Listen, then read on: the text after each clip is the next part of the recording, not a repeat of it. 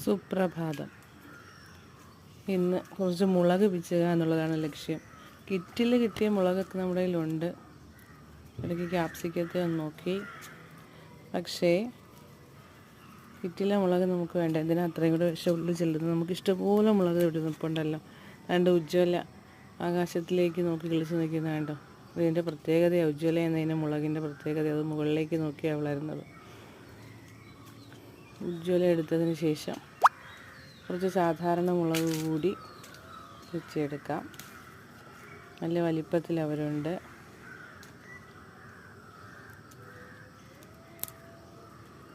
അതും എടുത്തു.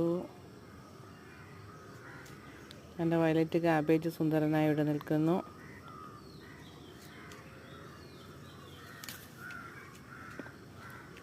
ഇവരെയൊക്കെ ഒന്ന് നോക്കി ഇനി അടുക്കളയിലേക്ക്.